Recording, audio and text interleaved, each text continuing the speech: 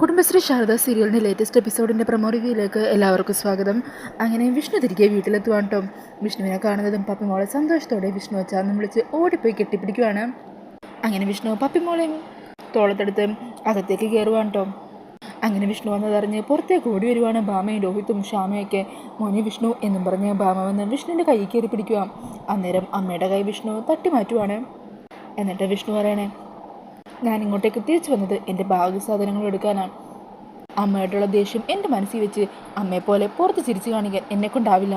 അതുകൊണ്ട് ഞാൻ ഈ വീട്ടിൽ നിന്ന് ഇറങ്ങാൻ തീരുമാനിച്ചു. എന്നെ സ്നേഹിക്കുകയും എൻ്റെ എല്ലാ ആഗ്രഹങ്ങൾക്കും കൂട്ടു നിൽക്കുകയും ചെയ്യുന്ന ചിലരൊക്കെ ഉണ്ട് ഇവിടെ. അവരോടൊന്ന് യാത്ര പറയാനാണ് ഞാൻ ഇങ്ങോട്ട് വന്നത്. അച്ഛാ, രോഹിത്തെ, ഞാനിവിടെ നിന്ന് ഇറങ്ങുക. അങ്ങനെ പറഞ്ഞ് വിഷ്ണു റൂമിലേക്ക് പോയി ബാഗിലെ സാധനങ്ങളെല്ലാം എടുത്ത് പാക്ക് ചെയ്തിട്ട് ബാഗും പിടിച്ച് പുറത്തേക്ക് വരുവാണ് കേട്ടോ.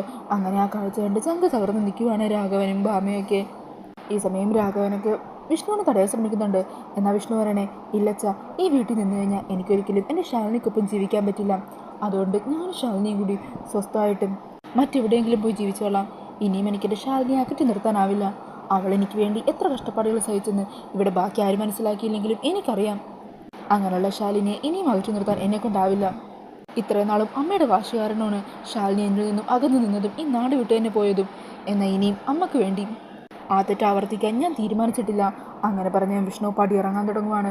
ഈ സമയം ഭാമ വിഷ്ണുവിനെ തടയുന്നുണ്ട്. ഭാമ പറയണേ, നിൽക്ക്, ശാലിനിയെ തിരികെ വിളിക്കുന്നതിന് കാര്യം ഞാൻ ആലോചിക്കാം. അവളെ ഞാൻ തന്നെ പോയിട്ട് തിരികെ വിളിച്ചുകൊണ്ട് വരാം. എന്താ നിനക്കതുപോലെ? അവളിവിടെ തിരികെ എത്തിയാൽ പിന്നെ നിനക്കിവിടെ താമസിക്കാൻ ബുദ്ധിമുട്ടൊന്നുമില്ലല്ലോ. അങ്ങനെ ഭാമയുടെ ആ വാക്കുകൾ കേട്ടിട്ട് വിഷ്ണുവിനും രാഘവനും ആർക്കും ഒന്നും വിശ്വസിക്കാൻ പറ്റുന്നില്ല. എല്ലാവരും അമ്പരന്ന മട്ടി നിൽക്കുവാണ് കേട്ടോ.